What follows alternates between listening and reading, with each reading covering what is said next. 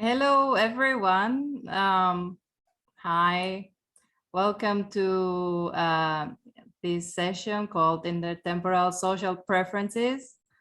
I'm very happy you're all here today to join us.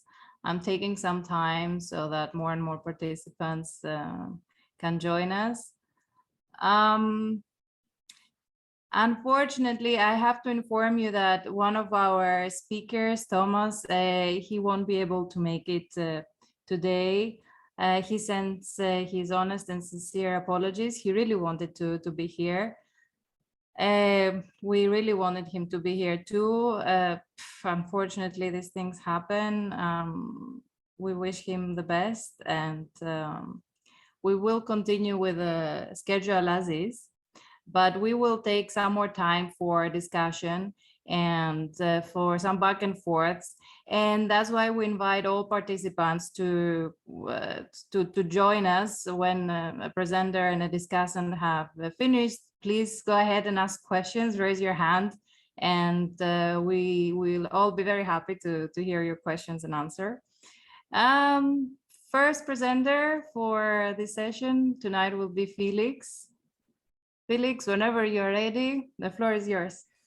Yes, thanks a lot for having me and for putting together this session. Okay, let me share my screen. Okay, can you all see this? Perfect. I actually only see half your slides. I don't know if anyone else has that problem. Same here. I also can only see half right now. So. Okay, let me see. Is this now better? I think maybe stop share, make it full screen first, and then share. Right. Okay, let me do that. And now let me see.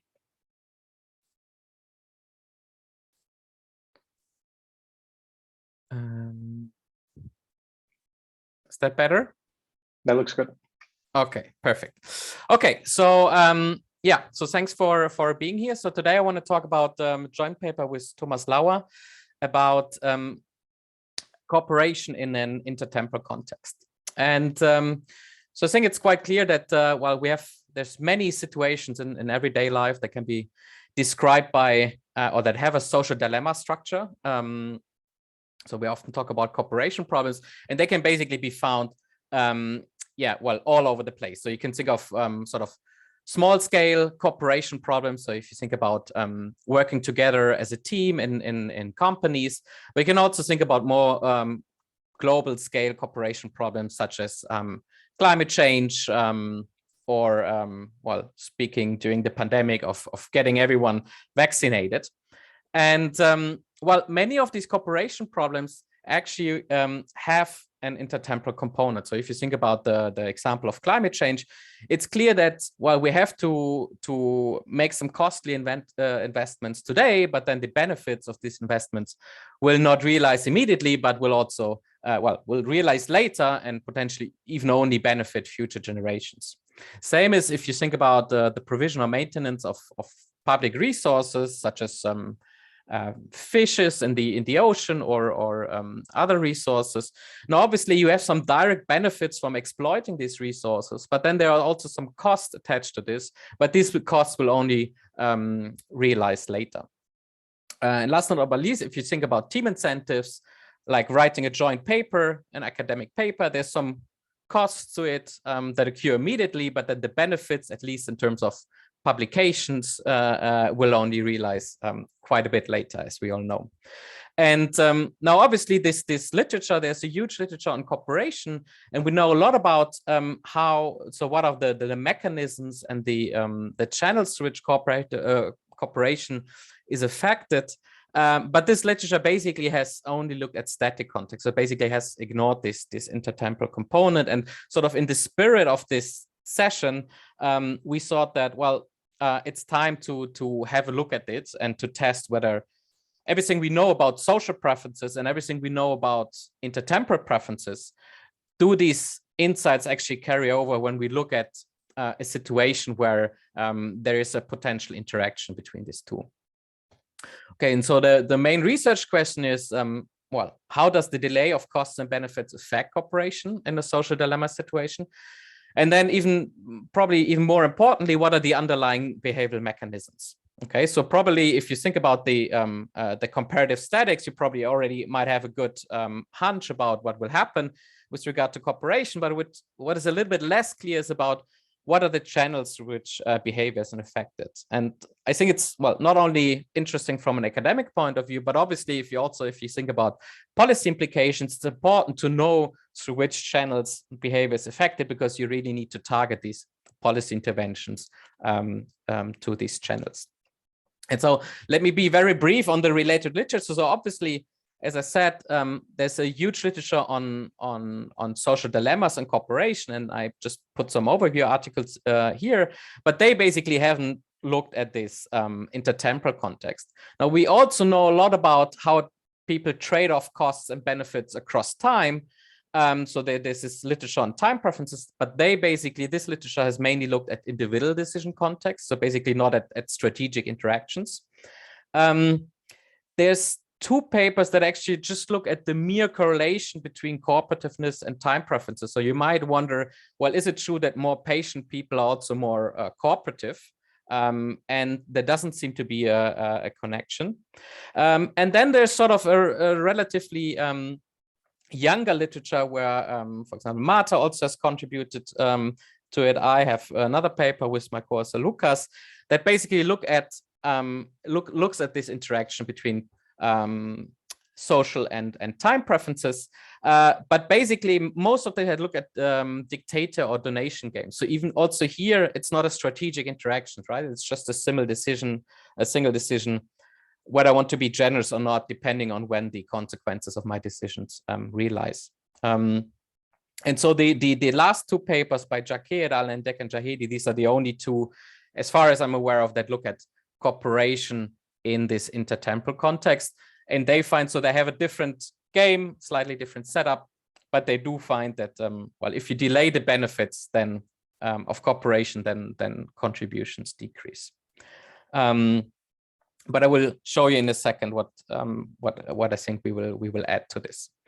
And so in order to answer this question, we actually conducted an experiment, and I think experiment here is pretty useful because, yeah, Roberto, you have a question. Yeah, sorry. I think since we have extra time, if it's okay, let me ask a quick question. Sure. Where do you think like a common pool resource dilemma types of games fall in this? Because they do have a bit of an intertemporal component when they're right. So they would fall under these social dilemmas. So I don't know if you have some other studies in mind. Let me know. Okay. So these Jacquet et al. They actually look at the threshold public goods game. The Dec and Jahedi, they look at the prisoner's dilemma game. I'm thinking of games like where when we extract from a resource, there's less available in future periods. And so I think there's experimental literature on those that seems, it doesn't sound like exactly what you're doing, but it seems a bit relevant. So yeah, I can send you a reference or 2 later. Right. So that there are sort of spillovers across rounds in that sense. Yeah. No, that's true. Yeah. Thanks. So why do we do an experiment here? Well, obviously what we want to do is we want to keep everything constant except the timing of when the payoffs and the costs and benefits realize. So that's I think a striking case where experiments are quite helpful in sort of isolating the effect on of this timing of consequences. And so the general setup we use is sort of a very standard linear public goods game. So you have a group of n individuals, they have some income, and then there's a trade-off between private consumption, which we call X here, and contributing to the public good, subject to the budget constraint. And so sort of an individual's payoff is just his payoff from the private consumption plus his payoff from the public good, which is just the sum of contributions by all group members multiplied with this with a parameter which sort of tells you how beneficial it is to cooperate in contrast to not cooperating. And in order to have a social dilemma, typically what you have is that the theta is smaller than 1, so it's individually optimal to not contribute to the public good.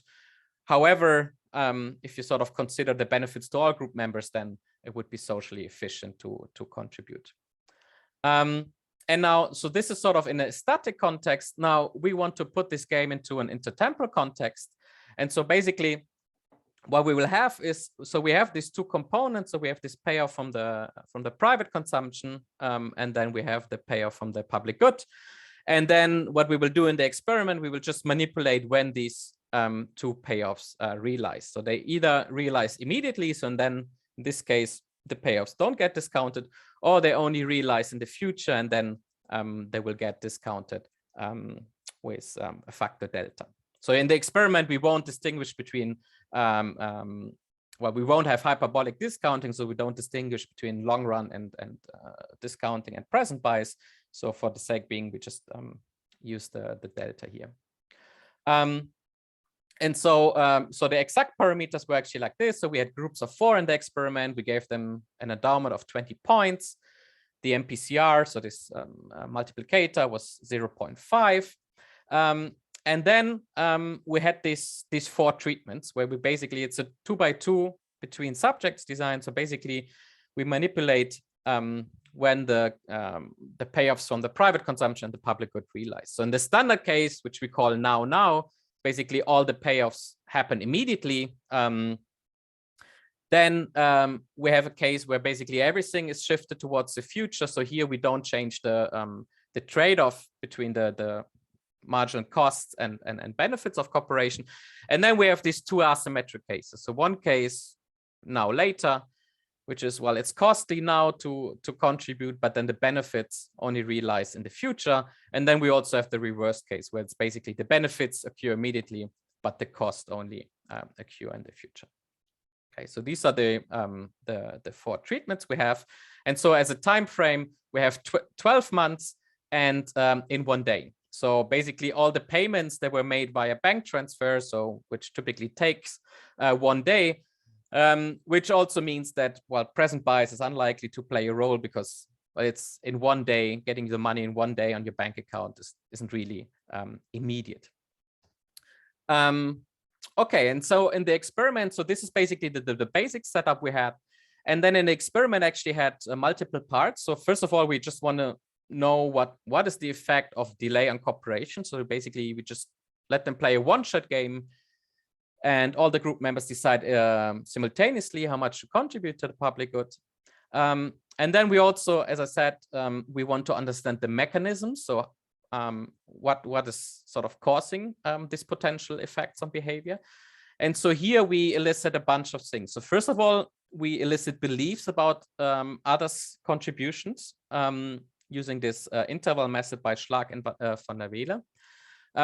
We also elicit attitudes towards cooperation using the strategy method. So we know from previous literature that some people are just free riders who never contribute, irrespective of what others do, but some others are conditioned cooperators. So basically they're willing to contribute conditional on others contributing as well. And so for this is actually a large fraction of people are of such type. And so for these type, obviously it also matters what they think what others contribute, right? Because they have an incentive to match the contributions of others. Then obviously we also elicited individuals' time preferences in sort of in a standard price list design, so from in a non-strategic context, because obviously you would expect some heterogeneity across very patient or rather impatient people. And then in another online experiment, actually, we elicited social norms of cooperation using the method by Aaron and Roberto.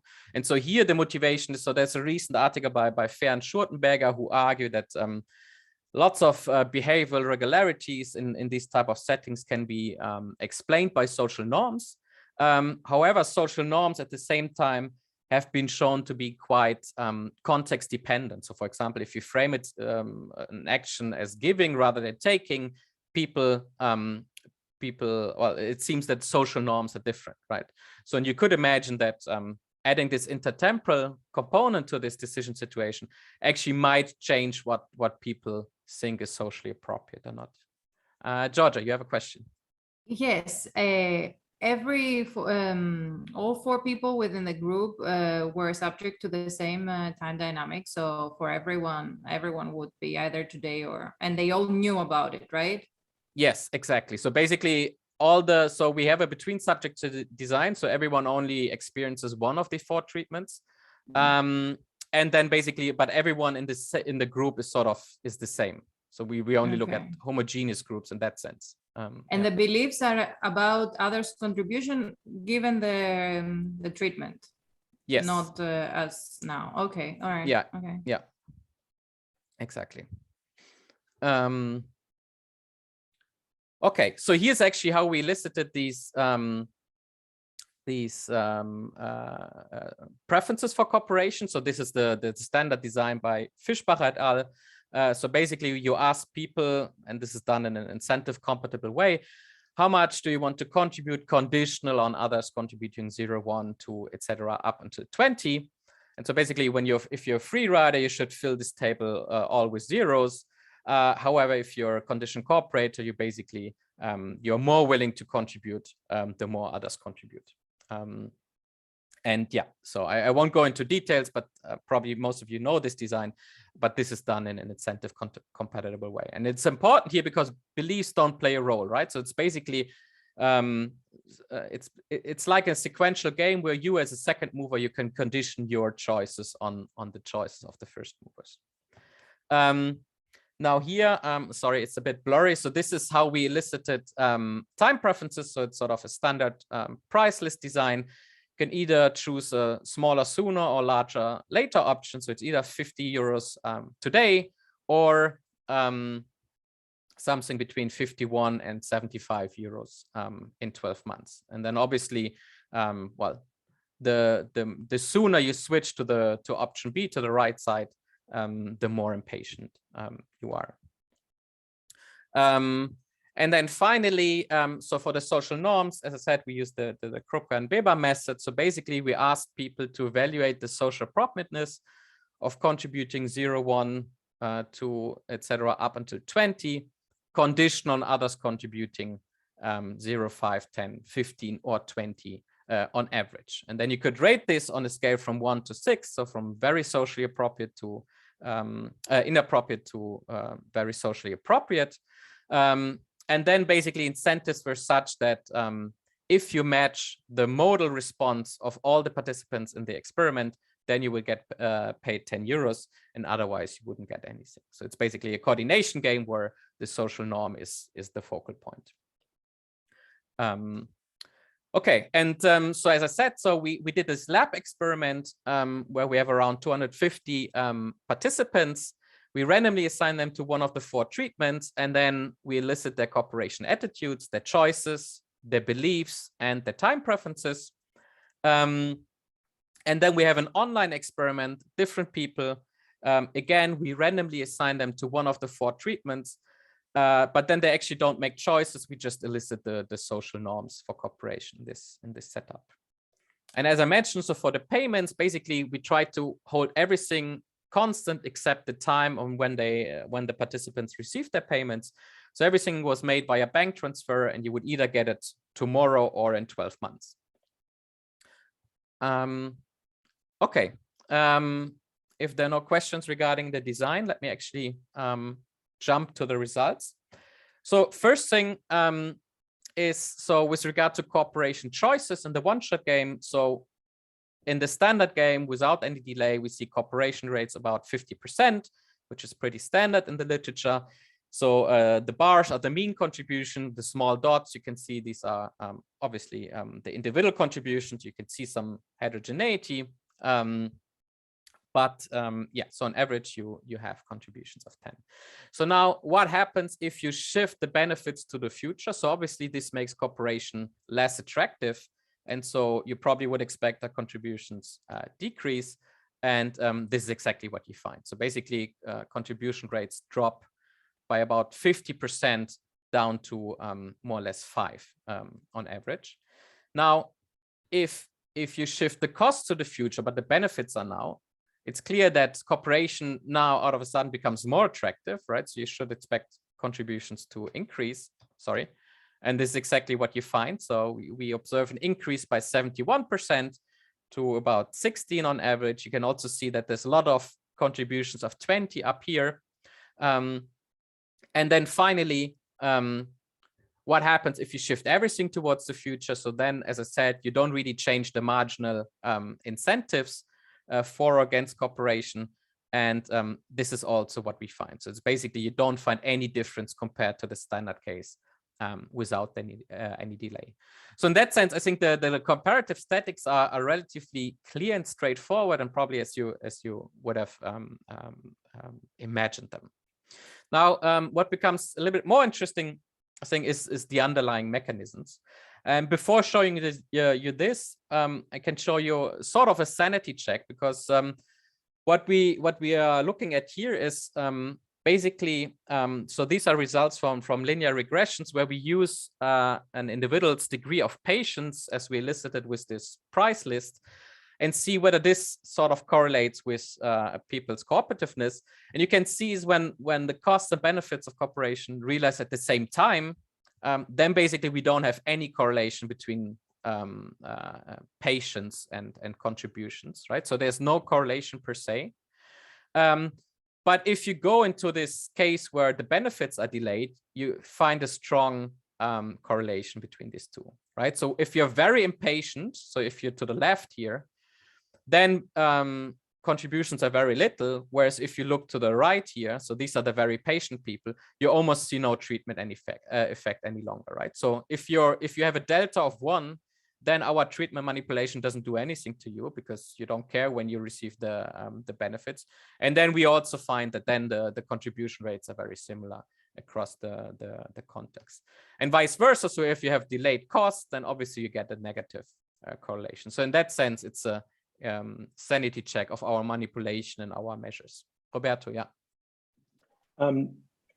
Maybe I'm wrong, but if you have really extreme like discounting, it might change the game for you, right? In the sense that it may actually be a dominant strategy to contribute. Is that right, or exactly? Not? So in this for this green line, so when you have delayed costs and you're very impatient, you're absolutely right. Then it becomes a dominant strategy to cooperate, and that's actually what we find. So later on, we see. So in this case, we have a lot of we have very few free riders. But out of a sudden, we get a lot of people who contribute maximally, irrespective of what others doing, and that's exactly these people who are very impatient. Yeah, thanks. Yeah. So they actually explain quite a bit of this treatment effect. Okay, thanks, Georgia. Okay, so next thing we look at is are the beliefs, and so here you can see these belief intervals, and so the white line in each of these boxes are the midpoint of these intervals, and you can see that the beliefs sort of follow the pattern of the contributions that we have seen before, right? So delaying the benefits sort of decreases the beliefs, delaying the cost increases the beliefs. But what you can also see is that this effect is not as strong as for behavior. And so you can also see this. So if here with the red dots, I actually put in the average contributions again. And what you see is that in the standard case, contributions more or less match the average belief.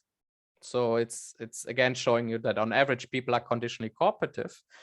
But what you can see is in these two asymmetric cases, sort of there's a mismatch between the beliefs and the behavior. So here, for example, in the case of delayed benefits, people only contribute 46% of what they believe others are contributing, compared to 59% in the standard case. Okay, now you could say, well, beliefs might be just wrong because obviously now you also have to imagine how impatient other peoples are. So that in and of itself is maybe not finally conclusive of whether there's something on top of beliefs changing.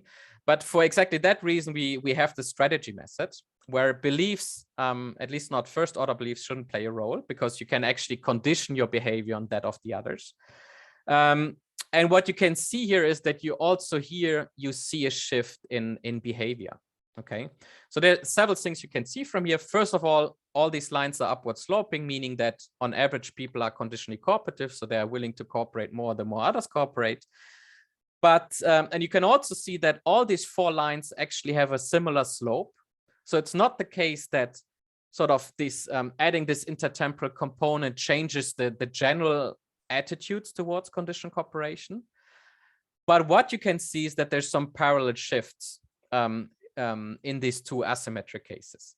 Okay, so even holding constant the beliefs, if the benefits of cooperation are delayed, people are just less willing to match whatever others are contributing. And when the costs of cooperation are delayed, they are more willing.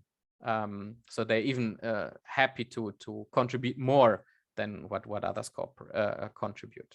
Okay, so here what you see is that this adding this intertemporal component also changes these attitudes towards cooperation, on top of what we've seen on the effects that we have seen on the beliefs part. Okay, and now as a next step, we wanted to see is, well, what can explain these shifts? Is it the case that maybe now social norms have changed? Is it the case that now you have this, with this delayed benefits, you maybe have an excuse not to contribute because you have to wait for the benefits, and therefore deviating is maybe seen as less socially inappropriate? Okay, and so for this we elicit these social norms, and you can see the results here. So basically we have 6 panels in total. The first 5 are basically others contribute 0, 5, 10, 15, and 20. The last one is combined. And then on the x-axis, you see the rating of the actual contribution decisions. And this is scaled from 1, which is very socially appropriate, and -1 is very socially inappropriate. First thing you can do is actually there's a very strong norm of conditional cooperation. So the most socially appropriate action is actually always matching what others are contributing. So if others contribute 5, the most socially appropriate thing is to contribute 5, 10, 10. So you always have these little 10s. But what you can also see that these lines are very close to each other, right? So there's very little difference in the ratings of social appropriateness across these contexts. And so we find little evidence that this timing affects social preferences. Okay, and yeah, in the last panel you can see everything combined. So looking at the deviation from others' contributions, and they're basically almost exactly on top of each other. Okay, so let me wrap up. So I think what we have shown is that delaying the costs and benefits of cooperation significantly has a significant effect on behavior in this public goods game. The effects are the more pronounced, the more impatient people are. The effects are driven by actually 2 channels. First of all, there's a shift in beliefs, but there's also a shift in the willingness to conditionally cooperate, which is not really due to a shift in social norms per se, but can be rather attributed to a shift in norm compliance. And then in the paper, we actually have a second study where we look at basically how much money would you need to put on the table to offset these effects. So basically, how much more attractive do you need to make cooperation such that cooperation rates are actually back to the level where they are without any delay. And what we find there is that you actually need quite a lot of money. So basically, you need to raise the incentives by 92% to offset this effect. And I think this is actually maybe something where, well, this paper can contribute to. So obviously, many of the insights we had from the literature on cooperation on the one hand, and the literature on intertemporal choice on the other hand, they also work here. But I think what sort of exaggerates the effects here is because you are in a strategic context, and because we know many people have social preferences in the form that they are reciprocal. So basically, they make their behavior dependent on others. Sort of time now has sort of affects behavior here via beliefs on one hand, and then preferences on the other hand, and this sort of creates then these exaggerated effects. Okay, and Georgia tells me I need to stop, so thanks a lot. Okay, so I probably should stop sharing my screen as well. Yes, and Laura will be discussing Felix's paper. Yes, let me just share my slides real quickly. Can everyone see these? Yeah, good. Yes. And still now that I've put them in full screen, I hope. Awesome. Wonderful. So thank you so much for thank you for organizing the session and letting me read this paper. I really enjoyed reading it. So, let me just start by saying why I think we might want to care about this paper. What's, the reason that it's so important. So, as Felix established, we know a lot about public goods contribution, and we know a lot about intertemporal choices, but we don't really know much about intertemporal public goods contribution choices. So there's just this hole, and as somebody who works in the space with public goods, I've never really seen much. I've seen a little bit on this, but not much. So it's important to think about that hole in the literature. But furthermore, we don't really understand what mechanisms would drive differences in making intertemporal public goods contribution choices. So not only do they sort of fill this hole, but they also think about the mechanisms that go into it.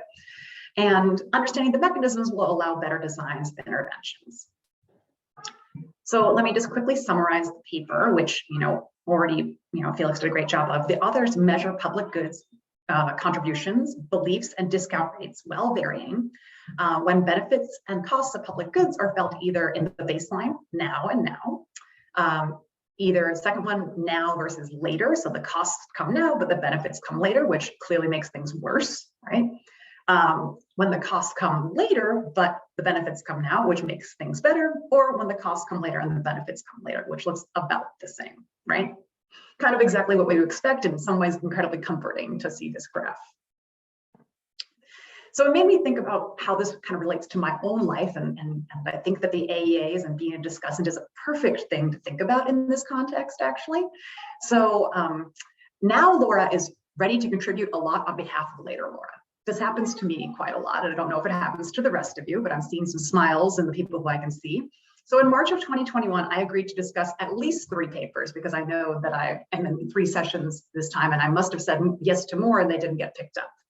I can tell you that about 2 weeks ago, I was thinking, why, oh gosh, why did I say yes to all of this stuff, right? So, now Laura was really, really good at committing. Later Laura was not so happy about it.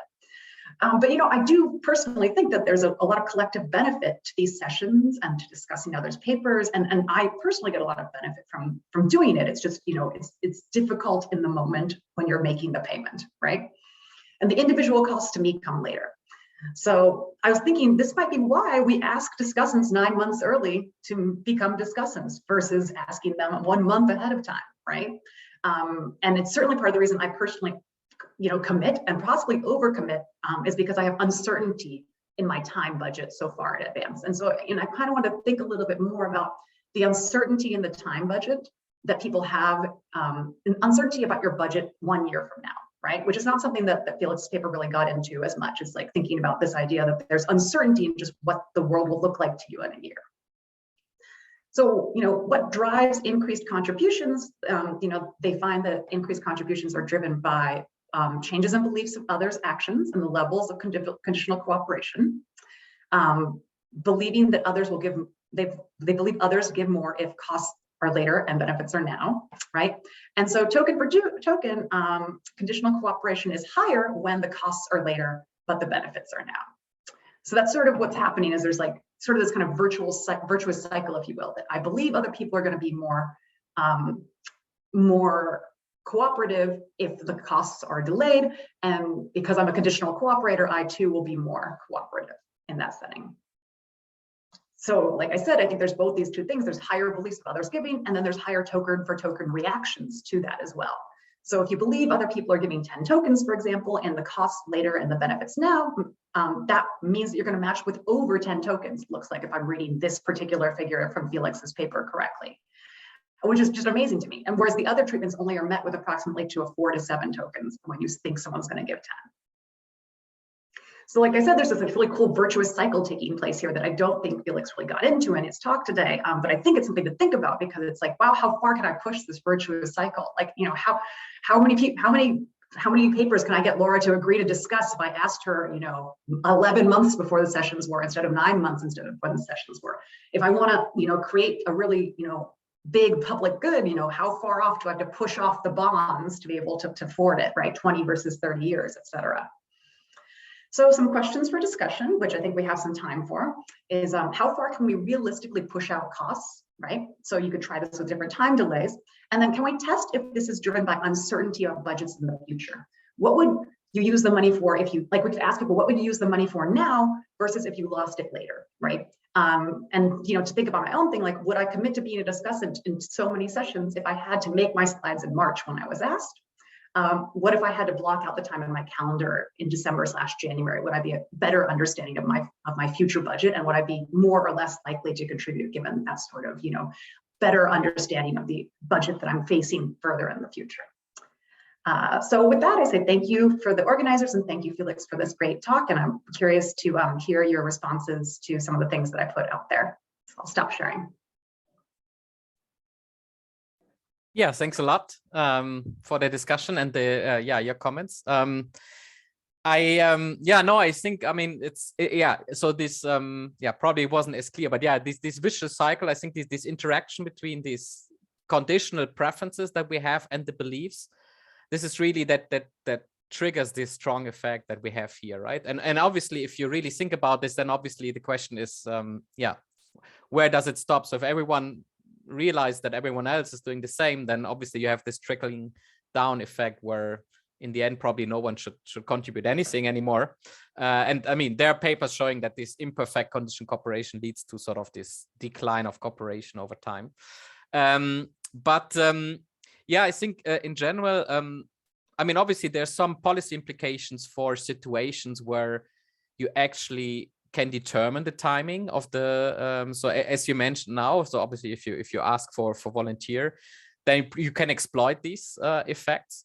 Then for some other cooperation problems, it's not as easy, right? So if you think about climate change, you typically don't have any the timing is fixed. So there then you need different solution mechanisms, which I think would be also interesting to do sort of in future research to see whether, I mean, we know a lot about solution mechanisms in sort of standard games, so in the static cooperation games. The question now is, would punishment or communication, would that work in this context, or would they be less effective in these cases? I mean, for these, as you mentioned, so obviously asking in advance, that probably helps. Also, if you think about, if you think about team incentives in companies, probably a good idea to not only pay them at the end of the year, because then, probably should pay them in like quarterly or so. That could help for cooperation. Marta, you have a question. I think when your paper reminded me of the work of Jung Bing Kim. I don't know if you know him. He has done something on time preferences and delay, but in the repeated prisoner's dilemma, right? So it's not a one shot.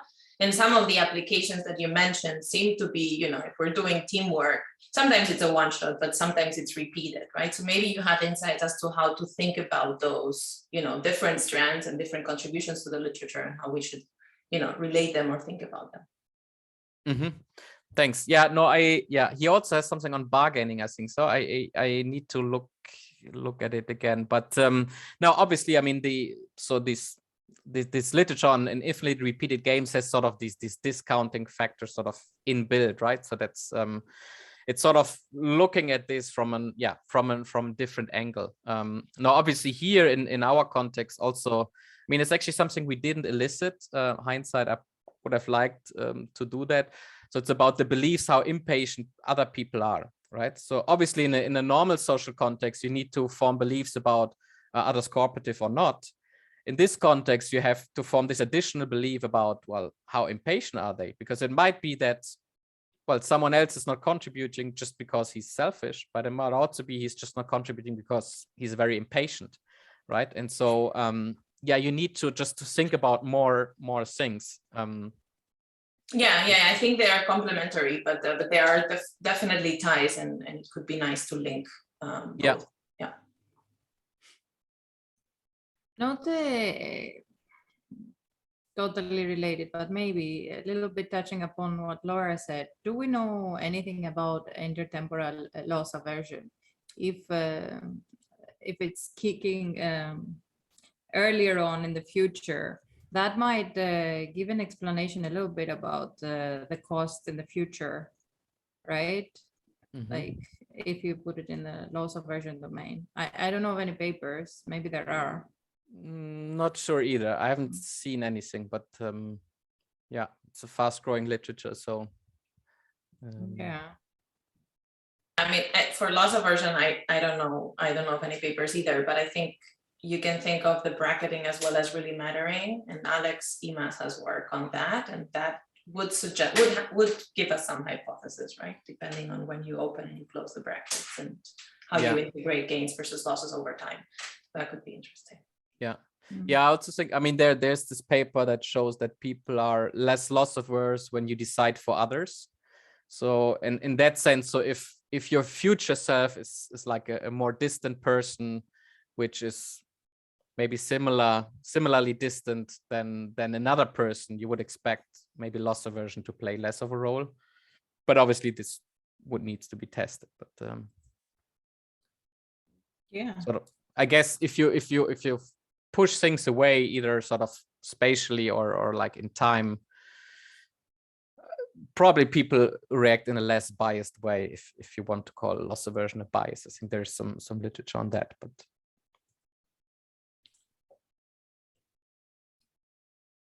okay.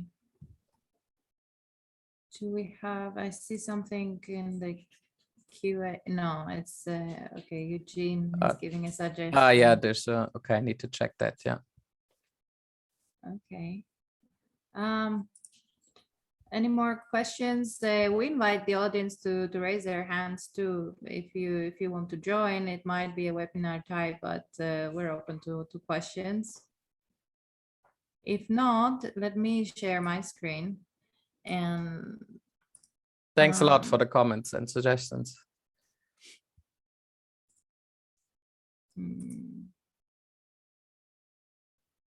No, this one. I'm gonna share. Let me drag this away. You can all see my screen now? Yes, okay. Hello again. It's time for me to present. The paper I will be presenting is called Lie Clock, Experimental Evidence on Intertemporal Lying Preferences. It's a joint work with my good friend and colleague, Hande Erkut from the Berlin Center for Social Sciences. Yeah, I got it right this time. This is an experiment, an economic experiment about lying and about time. And okay, this session is on intertemporal social preferences. The time goes with intertemporal, but does lying go with the social preferences? Is lying a social preference? There's a big literature of lying, and it doesn't explicitly position itself as a social preference, but we think lying fits well if you think of social preferences as pro-social preferences and anti-social preferences. And in the family of anti-social preferences, I think lying would fit. We think lying would fit very well. So we study lying for many reasons. It's financially and socially costly. There are a lot of estimates, but there's not a final number on how much financially lying costs in the economy. But it's also socially costly, especially in the political domain. When lying is prevailing in a society, people lose trust in institutions, they lose trust in each other. No society functions well if lying is prevailing. We're also studying lying because it is an important micro foundation for economic models. Many models make assumptions about the honesty or dishonesty of agents, right?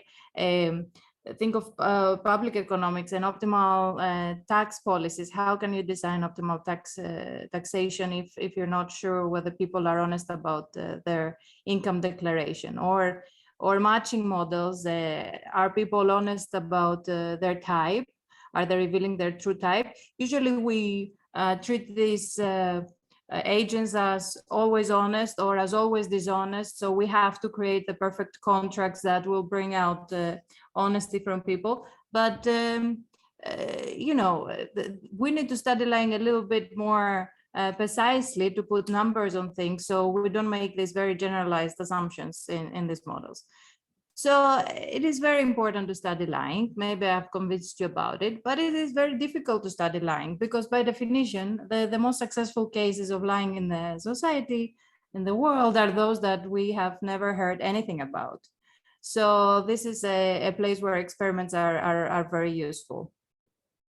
And we have been running experiments to study lying. There is a growing, big and still growing literature. And usually, typically, this type of experiments have a particular setup. There is an outcome that subjects observe, and they observe it right now. And they have to report this observation, and they usually report it right now. And there's payoffs to be made, especially we usually incentivize dishonesty. And these payoffs are paid right now. And if there are any other type of consequences as externalities or observability, this also occurs right now. But this is not always the case with lying. It often involves asynchronies between decisions and outcomes. And we can think of many asynchronies. We can think of anticipatory lies that we say right now, expecting to get a benefit in the future. We can think of concealing lies where we are trying to hide something we did in the past, like, where were you last night? You said you'd be working and you were out partying. All this type of asynchronies. And we should study all of this. But here, Hande and I are focusing on a particular asynchrony. And I want to give an example about it. So consider John. John is an insurance agent, and he's lying about the health insurance package that he is selling. So he gets money now, and some years later, the clients find out that they're not covered for a bunch of services. So John is lying and getting the money right now, but the consequences of his action materialize in the future. What we're trying to do here is find out when and how John is experiencing the related psychological costs. What we mean is this, that typically in economics, we think of utility emerging together with consumption, not before or after. So if we apply this reasoning in John's case here, John might be thinking as, okay, I'm getting money right now, I'm lying, but I don't feel bad about it right now because the consequences of my action haven't materialized yet. I will feel bad later on when the client gets harmed. So that's one way that John could be experiencing his utility attached to the consequences. But there's an alternative way. It could be that John is saying, okay, I'm lying right now. The client is going to get hurt in the future, but it feels bad right now, regardless that the consequences haven't materialized yet. So what is it really? That's what we're trying to get at with this paper. And we have conceptualized the following, the general format of a game to study this. Oh, okay, yes, we have two versions of this problem with John. One where externalities occur in the future, and one where observability occurs in the future. So eventually, the client will find out that John lied to them back then. And we wanted to study this as well because we know observability brings out, increases a lot the lying costs that we know from the literature that when observability is in place, people experience lying costs more severely. So the baseline game we're using is as follows. Let there be nature that decides whether the word is green or yellow. And there are senders and there are receivers that are matched. A sender will observe what nature drew. Let's take the case of the sender who observed yellow. And in all likelihood, the sender will observe yellow. Our subjects know that nature draws yellow with higher probability, but they're not aware of the exact probability. So sender can decide whether to be honest and send a yellow message to the receiver, in which case both the sender and the receiver will receive £3. Or the sender might want to be dishonest and send a green message, in which case the receiver receives only 1.5, gets harmed. The consequence is 1.5 pounds in this case. And the sender might want to do so because they get an amount. So how much? We'll see that we use a multiple price listing, and we're asking the sender, would you like for £3, for 4, for 5, and so on, to see their switching points. Now, if nature has drawn green, there is no reason for the sender to lie. All the incentives are aligned with honesty. Here, he has incentives to be honest, because in this case, they both get 3. If they lie, they both get 1.5. There's no reason for the sender to lie in this case. So the treatments we use with this baseline are 4. One where we have externalities and lying, as I described, the baseline is the same. And one where observability is manipulated. What we say is that eventually the receiver will find out whether the sender lied to them and what the true nature, what the nature actually drew. And we have this exactly the same setup, but we remove the lying component, and we just have a choice. What I mean by that is that in the game that I showed, there is a distribution decision for the center ultimately, right? It's whether you want more money and give less to another person. And we want to see whatever we observe, is it endemic to lying, or is it just social preferences, other regarding preferences? Is it a distribution, the distributional part of the dilemma that drives whatever we observe rather than the lying? So we control by having only choices and not lying on some of the treatments. So if you were a participant in our experiment, you would see something like this. In the externality and lying treatment, you would see that the column drawn by the algorithm is yellow, because nature is an algorithm these days. And here is the screen that you would make decisions. The algorithm drew yellow. We would remind you, note that in these 9 choices, your bonus is paid today. Member B's bonus, the receiver's bonus, is paid also today. And that's what we will be manipulating within subjects. And member B receives your message indicating the color today, but will not know whether it is honest or not.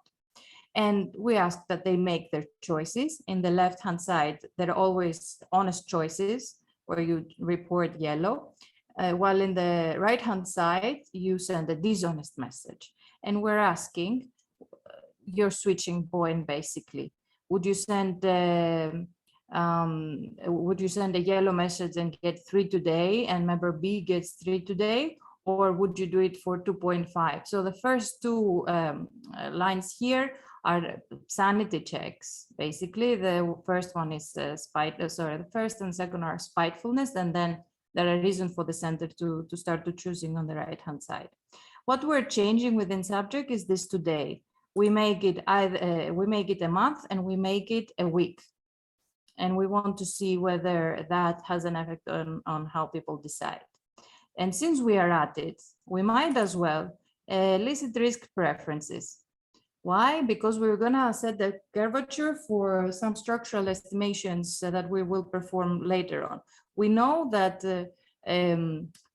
that if we have if we elicit risk preferences, we can calibrate our model better, and we can minimize the risk of overestimating our discounting rates that we will be estimating. In the observability and lying, what we change is this. We tell the sender that in 1 week or today or in a month, member B will find out whether you sent an honest or a not honest message. So the truth will be revealed to the sender eventually. Make your choices. And in the choosing, externalities and choosing is the same as externalities and lying, but there is no lying here. You see, make your choices left or right. there is not an honest and an honest message. It's just a choice, right? Everything else is identical. By all economic thinking, we should not observe any differences between these and the externalities in lying. And the observability in choosing the same, but we will reveal to the center where there was like a higher or a lower alternative payment. The experiment, we ran it online and prolific, around 1,000 subjects, a good distribution in the fields of gender, age, education and employment status. We randomly assigned subjects to treatments, and we randomized the order of the choices. We incentivized by drawing one decision and implementing it. And because we were paranoid that subjects who would not pay attention, we implemented 3 understanding checks, and we only used those that passed those checks. So the results, I'll be quick because like nobody's sharing me and I'm taking a lot of time, and you guys, the results very quickly. Here are the psychological costs if we measure them in pounds, in money. In the externalities and choosing, when there's no lying, how bad does it feel to make the antisocial choice? It feels bad around 1.7 pounds. Now, if you make exactly the same decision, but you have to lie about it, here's how much costlier it is. It's almost 1 pound costlier to lie about the same outcome.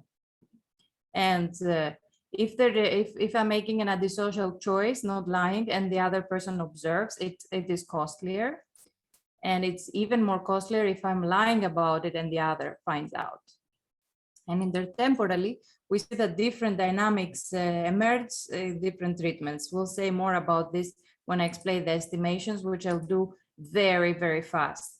We're estimating, we're not reinventing the wheel, we're going by the literature here. We are estimating parameters, say the psychological cost kappa, a discounting factor, a risk parameter, and a present bias beta. Here are the results in a way that doesn't respect your eyes. All this slide does is to tell you that we have done robustness checks and we have run different types of estimations, one where we have risk neutral agents and risk averse agents and exponential discounting and quasi-hyperbolic discounting. We've done it all. And the quasi-hyperbolic estimation basically reveals the following. The psychological cost, when we estimate it structurally, look the same as what I showed you before. It is costly to make an antisocial choice. It is even costlier if someone observes that. It is way more costlier if I'm lying about the same antisocial choice, and the highest cost I'm experiencing if the others observe me lying. And what is behind it? How does this change with time? The further away the consequences of my action occur doesn't change a lot about how I feel. Whether it is 1 week or a month, it doesn't matter. So discounting here is relatively the same, and it's not significantly different from one. However, what changes is the present bias. Okay, so present bias here, although in other cases it says how impatient people are, here we can think of it of how sensitive people are to this change of timing and the change of when the externalities of my action occur. How sensitive I am when they shift from today to a future date, not caring about when the future date is. We see what? That as long as the consequences of my action when I choose are not today, my costs decrease. It feels less bad to make that antisocial decision if that materializes in the future. It is similarly the case if there is observability, but significantly less so. Now, when lying is on the table, when people lie, we see that people change their feelings. They feel less bad, significantly less when they lie or when they are observed to lie. This means that when lying is there, all the emotions are drawn in today. It doesn't matter when observability or the consequences of my lying materialize. I feel bad about lying right now. So John is feeling bad about lying, regardless of whether the outcome of his actions occur. Summary and conclusion, I'm in a hurry. So lying begins distinct psychological costs, and the lying costs are discounted less and are subject to milder present bias compared to those to those choice costs. Observability attenuates present bias and discounting in both cases, but more so in the case of lying. That's it. Thank you very much. I've taken a lot of time. Marta, yes, please give your feedback. Thank you very much. I think you were fast, no? I think you had you did it in 16 minutes. No, am I wrong? Sorry, I should have told you earlier. Okay, you're good. Okay. Really? Oh, you just know give what? me a sec. Yeah, I need to. Did I? Okay, you know what happened? I didn't stop my watch from the previous one and I saw 30 minutes. And I don't know, maybe I'm wrong. Maybe I'm wrong. So no worries. Let me share my screen and we can, take more time and you can explain more things or interrupt me. Okay, if you want. good. No problem. And yeah, so yeah, thank you for asking me to discuss. I enjoyed reading the paper. What I'm hoping to do is give you some broad comments, and the detailed ones will come, separately about the paper in more the more smaller parts. So this paper is about lying in an intertemporal setting. And we know from the big dishonesty literature that often people have incentives to lie, but they may choose not to. And the focus of most of the papers thus far has been on lies where the lie and the consequences for others are immediate. And I think this paper raises an important point, which is that lies can have effect on others and be discovered with delay, right? And I'll come to a couple of examples later. You gave the example of the insurance agent. And so one of the things that one may want to do also to understand lying is to introduce delay and see the time patterns that occur when you introduce delay and how that lying changes.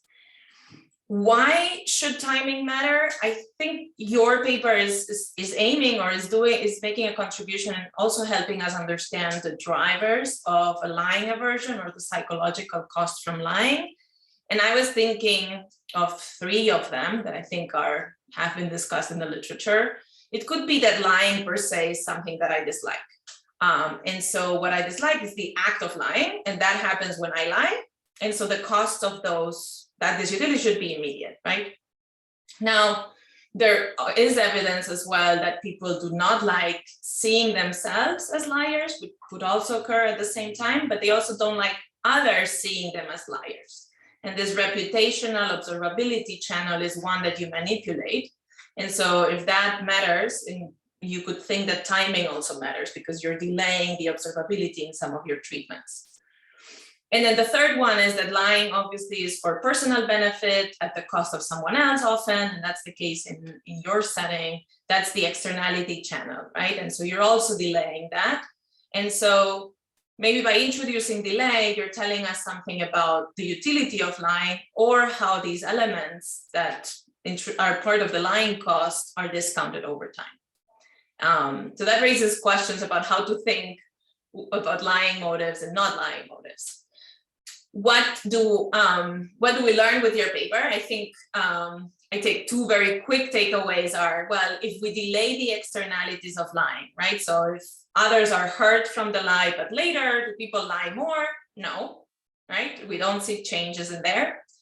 If the lying is revealed with delay, do people lie more than when it's immediate? No, right? So we see very little effect to none of delaying any consequences or any observability of the lie. And so that's one of the key things that I take from your paper, which I think is a very interesting insight. I think I put this main figure from your paper, or one of the main figures here, basically for everyone to see, and you were a little bit fast, but I think you get the gist that when you're looking at choosing both externalities and observability, you see some difference between today and the 2 time delays. While where you look at lying, these delayed bars are much closer to the first today bar. So, just eyeballing, it does seem to say, well, if you look at lying, the delay doesn't matter, but it does not matter for choosing, right? So that is another finding to kind of square or think through when we're thinking about your findings, like what's going on. So here's why I'm coming to lying versus distributing. I think the fact that you find that people are, less willing to lie than to just assign payoffs that are convenient for them and harming someone else is something that we know within the lying literature, right? So lies are not the same as just distributional acts. There's a cost per se in lying that people dislike, fixing the consequences. And when we have this choice without lying, we see effects of delay, but when we introduce the lying decision, delay doesn't matter. So how should we think about it, right? So lying always has distributional consequences, but the time pattern in this distributional preference seems to disappear when lying. Is there substitution? How should I think about the utility function? And if we're gonna split out the psychological cost into parts, yeah, I think there are questions basically my question is, well, distributional consequences matter. We see delay without lying. When we introduce lying, delay has no effect. What's going on? Is there an explanation? Is it differences in the discounting function? How should we think about those things? I think with your estimation, you're giving us some insights, but I'm not sure exactly how to square it all together. But maybe you want to elaborate later. And then I was just thinking also for practical reasons, right? So when you think about why should we care about timing, right? So there's the interesting insight as to learning why people don't lie and their motives, and delay can give us some insights, but also we can think of the practical aspects, right? So I was thinking, well, delay, for example, in the fundraising, charitable giving area, you see often like urgency is something that a lot of asks have in them, right? Like, please give today, please, we have this urgent need, and maybe that would spur more giving. What about lying, right? So suppose we're thinking about another setting, let's say income tax reporting. Should the IRS tell people, hey, we're gonna immediately start auditing? Versus, the huge delays that they have and other things that they are doing and busy with, right? Or will delay not matter? Your results would suggest that it doesn't matter. But maybe, we can think of situations where it does and situations where it doesn't. You could also think someone is selling a used good. Is he or she more likely to lie when the quality is discovered later rather than immediately by the buyer? I think there are interesting applications in addition to the insurance agent that you think you have been thinking about. And then maybe there are some that are more close to your design, others that are different, and there may be interesting variations to think about. The one variation that I thought would be interesting is for future work, is thinking about, well, we fix the externalities or consequences on others, but the benefits from lying could be delayed. And there I would imagine that changing self-benefits from lie would have a big impact on lying. While we have seen that changing the consequences on others has very little impact within the lying domain. And so something to think about, for future iterations of this work. Thank you. Thank you, Marta. Some things you have made clearer also for us. I think you've described our findings very crisply. Yes. About the practical applications of these findings, I see them in two ways. One has to do a little bit with accountability, if we can relate observability with it. meaning that if we can place a name and a person to an action, we can be sure that the costs this person would be experiencing if they were lying to us would be time invariant. So if we can put John in as a seller and hold him accountable and know that it's him that lied to us and that we can find out that it was him in particular, that will increase his lying costs. So we might be having a detectability device there. The other is a little bit on how we could frame policies, because we know of awareness campaigns when it comes to corruption or tax evasion, where we say, oh, it's very antisocial and it's not nice for others if you're lying about your taxes. It's antisocial. So if we could frame it as lying rather than this harms others, this is a choice that will harm others. If you do this, it causes externalities. But if we frame it explicitly as lying, maybe we bring a little bit of that lying costs that seem to be particular to lying, and then decrease antisocial actions more as it draws emotion to the present.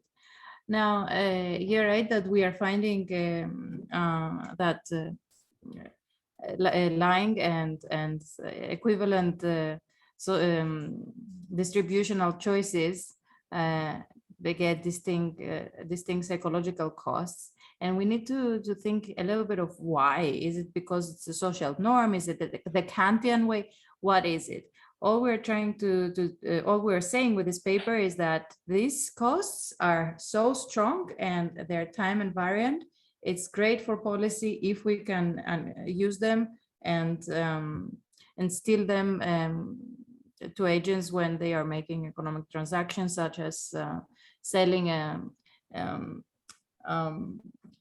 insurance plan. That's more or less what we're finding.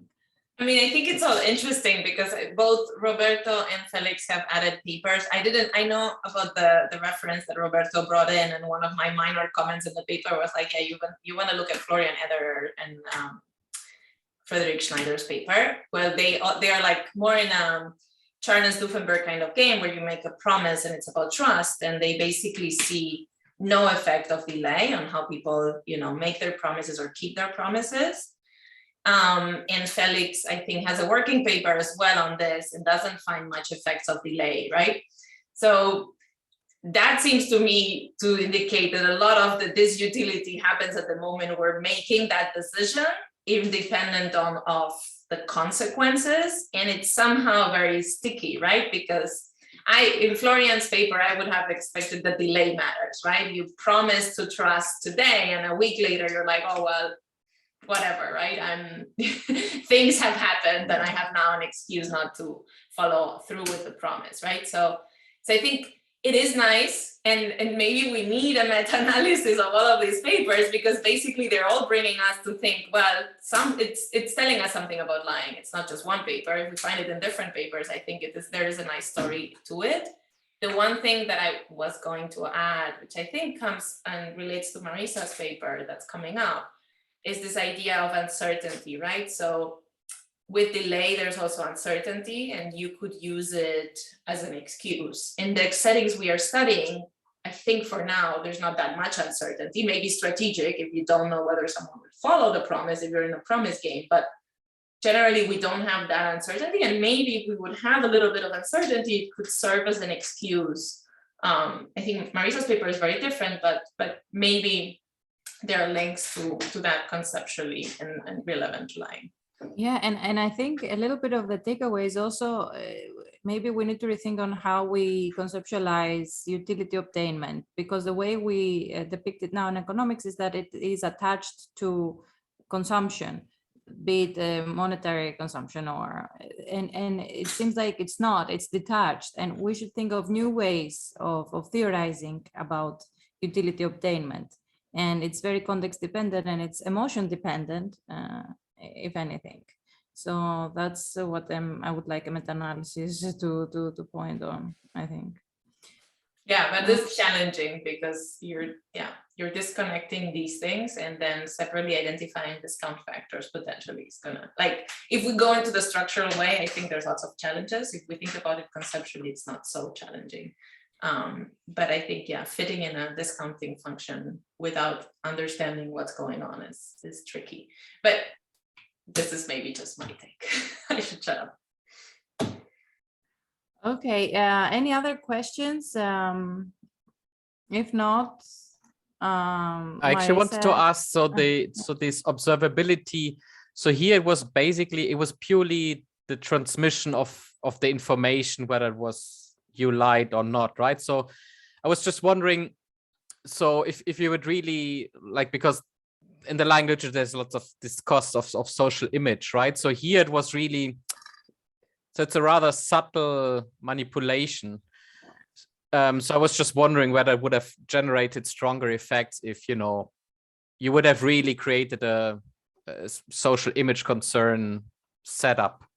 We were very surprised with what we found, because the manipulation is so subtle. So imagine that you are on Prolific now, and we tell you that someone that doesn't know you, someone else on Prolific, a month from now, will send them a message telling them, hey, remember last month you played in that game? That other person lied. And that apparently drove costs so high. That they were so sensitive to it that I think whatever other manipulation we might try, we would reach ceiling effects. And yeah, we were surprised of how sensitive people are in, because it's not really reputation. It's something else. I don't know how to think about it really. It's more, there's not, it cannot be reputation. They will never be revealed. It's not even the number or anything, just someone on Prolific. And that was very strong. Yeah. Thanks. Okay. Marisa, whenever you're ready, please share your screen. Okay, can you all see that? Yes. Okay, so thank you, Georgia, for organizing this, and Roberto for being the discussant, and everyone else for coming. I'm Marissa, I'm a PhD student at University of Pittsburgh, and today I'm excited to tell y'all about excuse-seeking behavior in the intertemporal domain.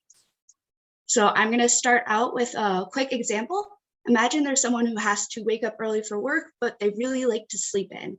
So they set their alarm and they hit snooze until the last moment that they can wake up.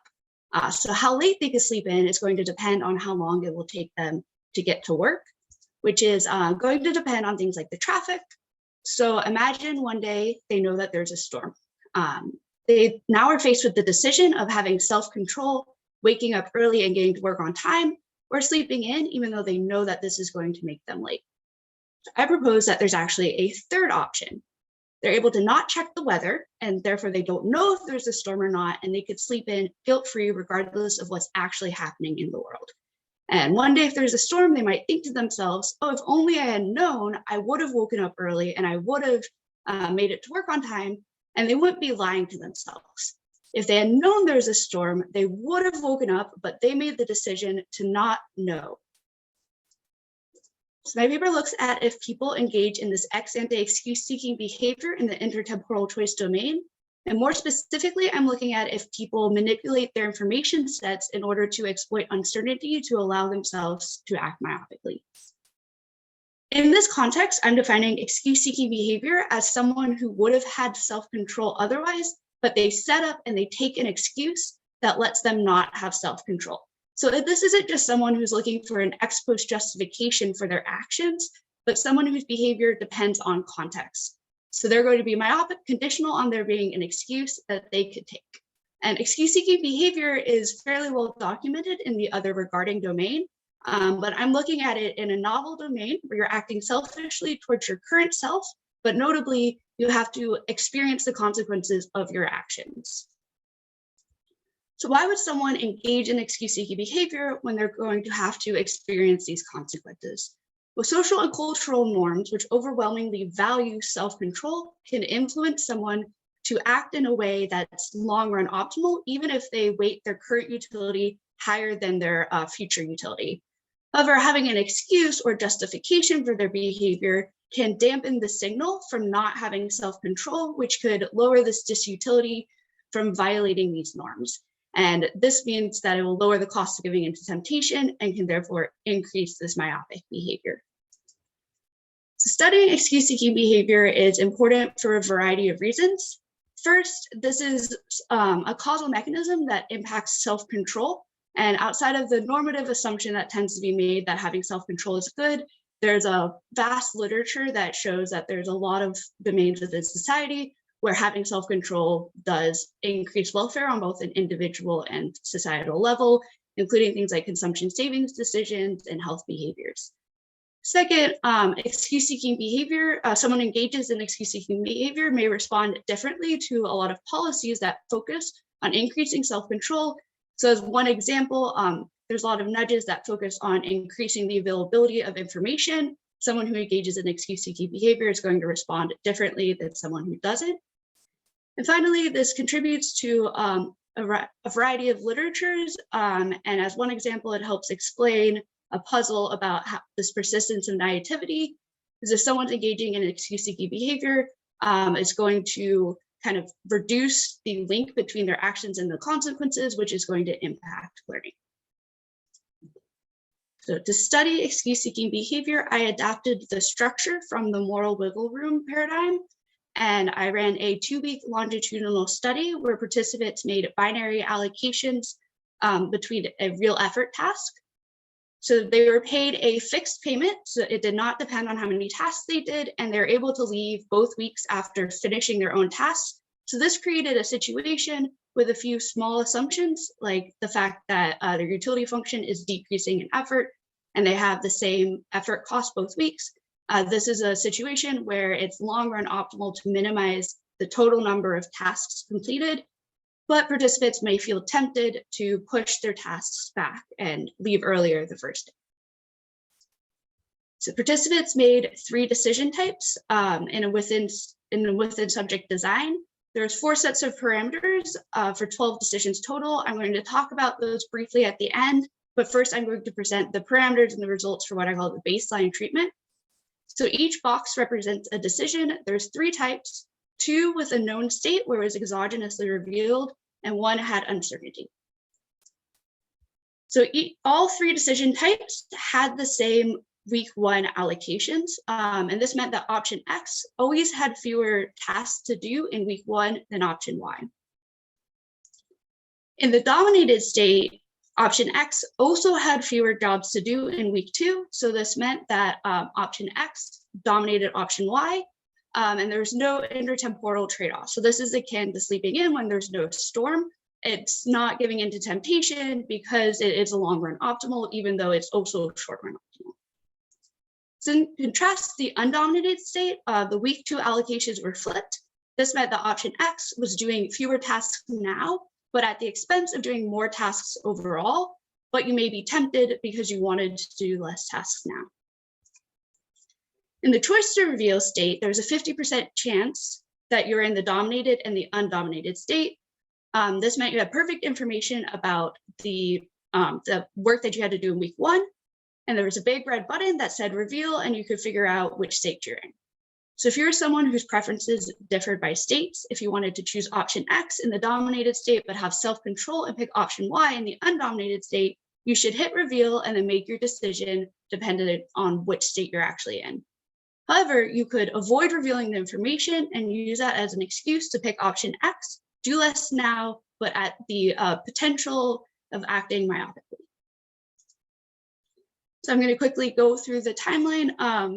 The sessions were made to be similar in terms of all of the timing and the effort outside of the tasks that the participants decided themselves to avoid having them try to minimize how much effort or time was spent in the lab overall.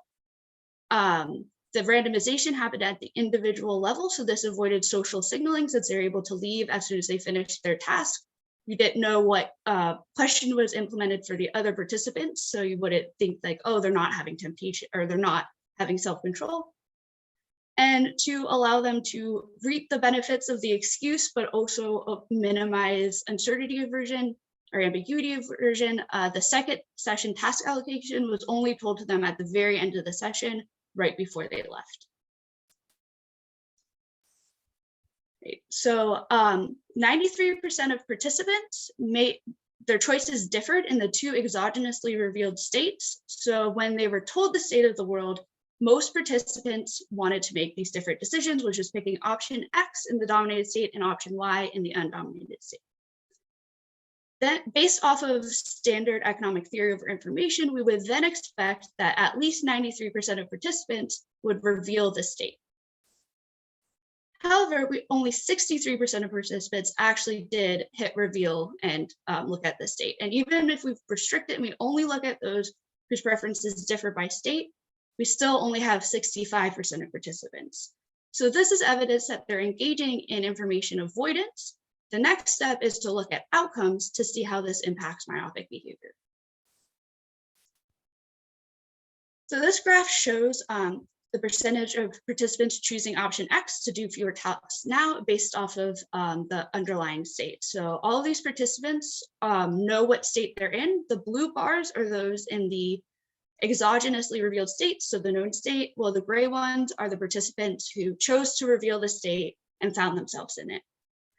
So first we could see that decisions don't vary based off of whether or not the state is exogenously or endogenously revealed. So this means that there's not something inherent about the excuse that changes your behavior. If you choose not to take the excuse, you act the same as if there was an excuse present. Second important thing about this graph is you can see that in the dominated state, they're mostly choosing option Y, while in the undominated state, they're having self-control and choosing option Y. So this shows that participants are trying to minimize the total number of tasks when they have full information. However, in the unknown state, when participants don't reveal the information, almost 70% use this as an excuse to pick option X, even though it's potentially myopic. And I say that it's potentially myopic because if they end up being in the dominated state, then this was not a myopic decision because there's less tasks in both weeks. So if we compare behavior in the undominated state when there is and is not an excuse present, this ends up increasing myopic behavior, the people choosing option X at the expense of more total tasks fourfold. So as a quick summary, the presence of this excuse increases myopic behavior of people overweighting their current utility. With full information, participants minimize total effort, but they then avoid information that has instrumental value to make potentially myopic choices. So as I mentioned at a little while ago, we ran this with 4 parameter sets. These all varied slightly, things like whether or not the excuse was more risky if there's more tasks in week 2, or if there's a higher current benefit to the excuse.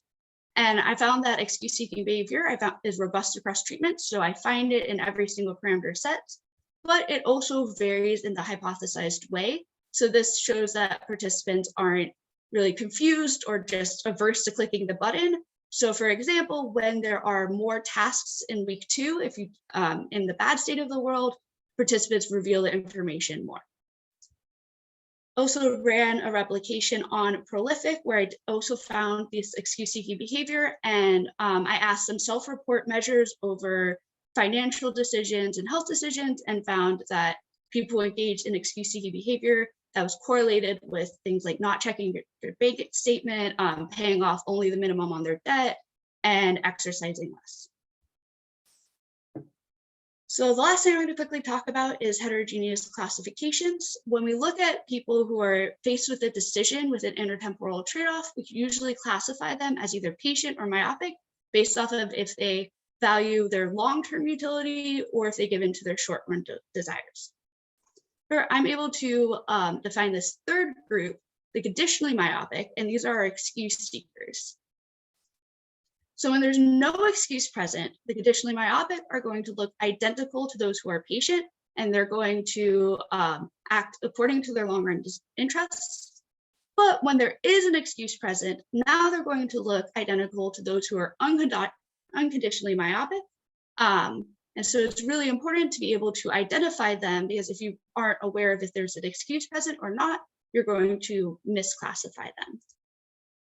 So using my within subject design in the baseline treatment, I find that 22% of participants are conditionally myopic.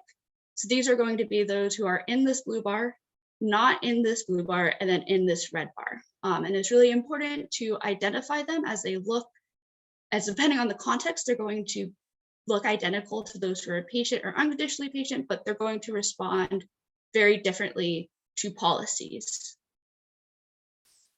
So that's the end. Thank you all for coming. If you have any questions or comments, feel free to reach out or ask them now, and I look forward to hearing what Roberto has to say.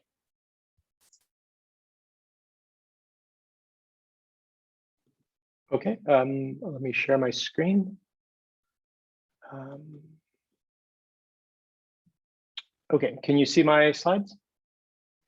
Okay, so thanks to Georgia for organizing this session, and also to Marissa for sending me her very interesting paper and slides. So let me just start off by saying, I think, the standard thing that discussants say is this is a really interesting, nice paper, but in this case, I really mean it, in that it's the type of paper that when I read it, I was like, wow, why didn't I think of that? And why didn't I do that? And, like that sense of disappointment that, you didn't have that idea is really something that I experienced when I first read this paper, because I think it's a really simple, nice study, but it makes potentially, very, very important point.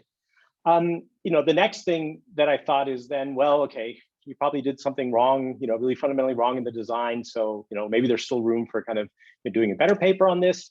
Unfortunately, that's not really the case. I think this is a really kind of thoughtfully designed experiment that in some ways, I think you haven't really realized the full potential of. So one really nice thing you did is to use a real effort task, motivated by the observation that that's really where you get kind of strong present bias types of preferences, following on this paper by Augenblick and others. Also, you add this variation in the intertemporal trade-offs by varying the cost, in the sense, the amount of tasks that they have to do in the first or second time period, which I'll come back to later on, but you don't really discuss much, you don't really kind of go into in depth, and the way you present the paper and the way you present this here is you kind of do everything on the baseline, then just say, oh, by the way, there's these other interesting things. But I think this rich data is really something that's actually that potentially is underexplored. And that you can do a lot more with. So I think the study is really kind of nicely designed. The way everything's set up, has both the simplicity of nice experiments, but kind of the right features to help you make this important point. So I think this is a project, more than just the current paper. The project itself has a really high ceiling, and could have impact and could be really quite important. But I also see kind of many ways in which the way you currently present it, the way you currently have the paper written, may really limit whether or not it has that impact. And here, just to kind of tell you that I'm sharing, not just kind of hypothetical thoughts, but maybe some of my own experience. The Dana Weber Quang paper that I think partly motivated what you did is not in a top journal, partly because we didn't really know kind of the right way of kind of pitching it and selling it and making our contribution clear at the time, which I hope you were able to do what we couldn't. Okay, so based on this, I have three kind of types of suggestions that I think might help make the work kind of more impactful and have a bigger impact, and for your benefit also potentially publish in the best journal possible. So I'm just going to go through each of these one at a time. So the first is kind of the motivation, right? And what's new and what do you really show here? And here I think there's a danger in this paper coming across as, there's previous studies showing that there's excuse-driven behavior, and I'm just going to look at this in a new context where it's kind of people's choices over time, right? In a sense, you're just taking two things that haven't been put together, putting them together. That's interesting, but that in itself shouldn't be the reason for a paper, right? There's many things that haven't been put together. We want to put things together and kind of study them when they're actually really kind of important and valuable to know. So I think here, there's a lot that you can do, and I'll come back to this in the next bullet point as well, in terms of just having a stronger motivation in terms of context. But, one thing you could do is say, despite the fact that we have a lot of excuse-driven behavior, evidence of excuse-driven behavior in interpersonal contexts, there really isn't a great deal of evidence in the intrapersonal context. And here, there could be many things, important things that are different. So first off, the opportunity for self-deception is much weaker, right? It's much easier to deceive other people about my motivations or what I knew than it is to deceive myself, because ultimately I probably should have some type of access to why I'm doing things or what I knew. Secondly, going back to your experiment, or your kind of motivating hypothetical kind of thought experiment, if I'm regularly oversleeping and getting in late to work, I suffer. And so there also is potentially less of a desire for self-deception. So the fact that you kind of find it is also, again, interesting and potentially kind of important in ways that the other excuse-driven behavior, where I personally benefit by not sharing with someone else or not being generous to someone else. So I think, keep in mind that I think, really highlighting why this is important and why it's different and why we need to understand it better is something worth doing. I think another thing to really think about more carefully is what economically important questions or contexts are you tackling. You motivate this with waking up for work and versus sleeping in when there might be a storm. Is that really kind of something that a lot of economists are going to say is of first order importance? Probably not. But then later on, you come back to other examples like, reviewing your balances before deciding whether to spend and these types of things. Those are things I think that, will resonate more with economists. So to the extent you can, I would shift the focus to those types of at least motivating questions. But even more, I would try to think of ways to maybe do follow-up studies where either as part of this paper or as part of follow-up work, where you really show that this type of thing matters in economically relevant context. I think the prolific study, which you didn't go into either in the paper or you didn't go into the presentation, at least, some of the things you say that you find there about people checking, balances and these types of things are potentially important in the types of things that might get economists that aren't that interested in experiments to pay more attention. Another thing you might look at is this work by one paper by Emily Oster and another paper by Ganguly and Tysov on people not wanting to find out whether they have diseases like Huntington diseases in the Oster et al. Paper or other types of diseases, right? And that has a similar flavor, and it certainly is relevant for, especially these days with respect to kind of disease transmission and other and healthcare. The second thing that I would suggest is think a bit more about the interpretations and the way you kind of currently, discuss what you find and how you interpret it. So, as I said before, you have these different conditions, which I think are interesting because you're varying the costs of doing the work at different points in time in different ways. But what do you really learn from it, right? In a sense, the way you do it right now is you just kind of say, oh, I include it for robustness. But I think what you find here, for example, the fact that there's more information acquisition in the temp later and low stakes, which is actually when the cost of doing the work in week 2 is potentially lower, right? So making the information potentially less valuable if you're thinking about kind of when I really want to know whether I'm going to have to do 20 in week 2. And so to me, that's kind of interesting and potentially counterintuitive, and really kind of think about what you learn from these different costs might be something that's helpful. A simple model that might set up different possible reasons why people are going to be willfully ignorant, and then using the fact that the cost structure potentially is informative about that might be helpful. Another thing you might want to think about is, are there other ways of interpreting why people do this? So there's this interesting paper by Severin Tussard in Econometrica a couple of years ago that tests this Gulen-Pestendorfer model of people seeking commitment not because they have a preference for commitment or they're present or they're kind of dynamically inconsistent, but just because they have a preference for avoiding certain types of choice sets. And so maybe in your case, choice sets that involve this temptation or involve this trade-off are just aversive, and so some people avoid them. That might be something to think about as a potential alternative interpretation of your results that you may want to kind of think about ways of addressing, or at least kind of recognize in advance. And then the last thing is just a few suggestions for doing the analysis and doing it kind of, I think, a bit in a way that may be a bit more convincing. So, sorry.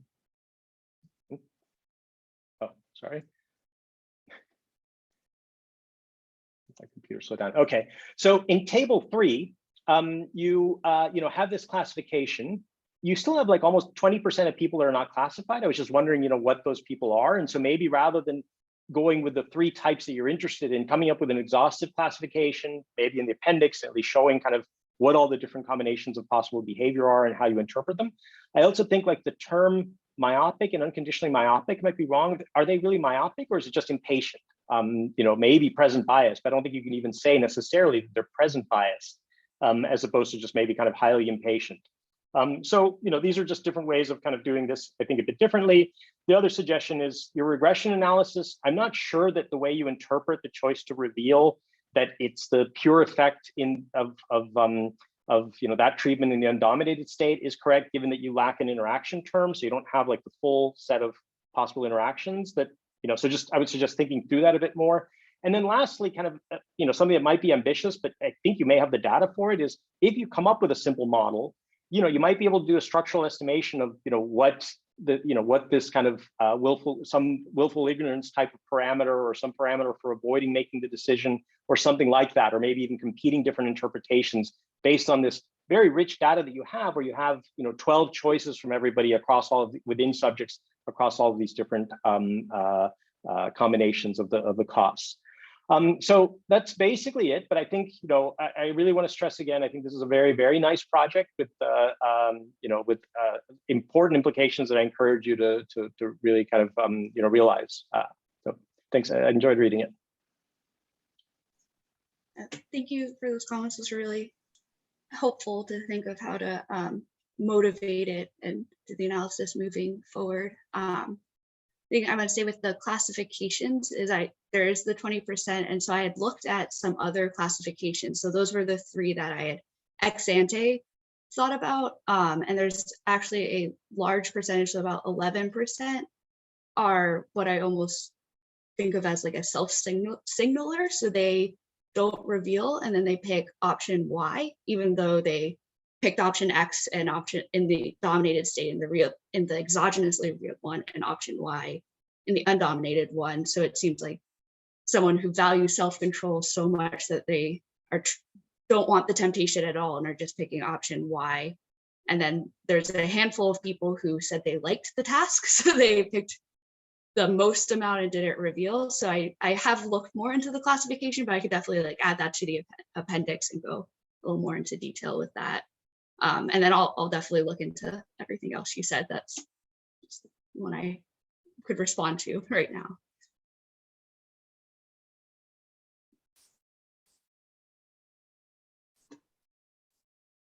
But thank you again for all of your comments. Very well. Any other questions? Marisa, I really liked. I agree with Roberto's strong points. Very interesting design, and I think it tackles the issue of. It's very interesting.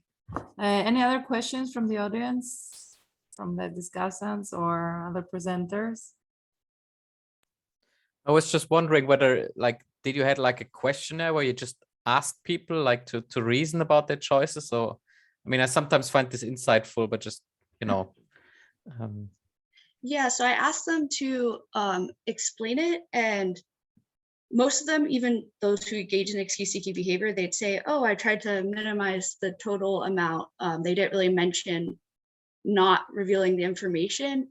I found it kind of actually more helpful for the people who did weird things, like chose the 13, but then they would put, oh, I like this task. Or I had one person where even though there was comprehension questions about it, they said, I know that you said that I'm not going to get paid more, but I wanted to test to see if I could. But overall, the excuse seekers tended to just say a generic, I wanted to do as few tasks as possible, and not really mention it. So if I do a follow-up, I could ask more about the information acquisition, because it was just a general, how did you make these decisions? But I actually did find it interesting that they're still putting in their comment box, oh, I want to minimize the total amount. I wanted to figure out which was the less. So that's what they're reporting they're doing, but then their actions involve avoiding the information.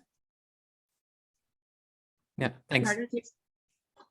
Yeah, I found it also really cool and interesting. I had a question more Roberto was mentioning at the beginning, right? We've seen this avoidance in pro-social or interpersonal context. And I know some of Christine's work, for example, correlates excuse seeking in the risk domain with the classical more wiggle room.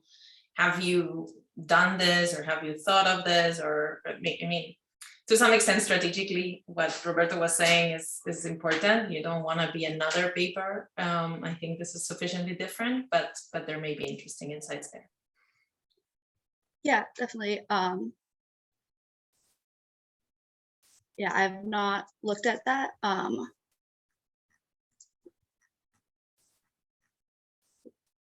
Okay.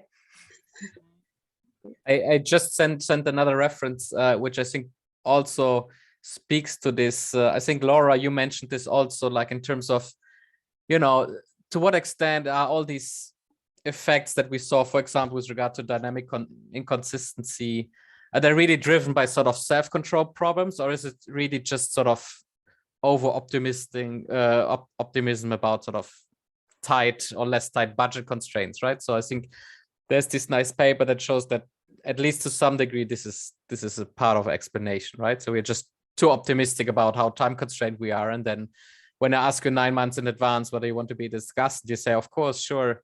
And then maybe later on you drop out, not because you want to, but just you have no time, right? So so this uncertainty in this intertemporal choice, I think is, yeah.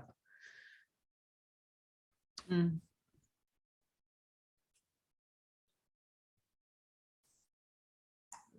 Well, thank you guys all for your comments and that. Okay, and I think that concludes the session in the temporal social preferences. I hope it was an interesting one, and I hope the presenters received useful feedback. Certainly I did. Thank you very much, Marta. Felix, Marisa, thanks for presenting your papers. Laura, Marta, Roberto, thanks for discussing. We'll be in touch. I don't know if I will stay a little longer, but you can log out if you're committed to other things.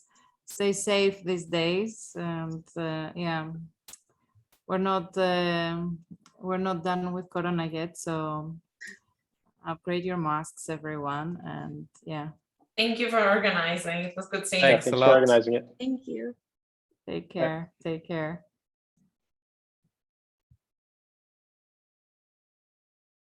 Georgia, thank you so much for inviting me. Marisa, this is a very cool paper. I think it will go very well. And I think Roberto, you can see excellent feedback, right? I think you have, I don't know if you wrote down his comments, but I think this is recorded, so you can get, yeah, I wrote some of them down, and I was going to email and ask for the slides. Yeah, I'm sure he'll share. Yeah. I really like y'all's paper as well. They're all really, really interesting. And I think it's interesting to look at how this intertemporal choice just affects so many different aspects of economic choice.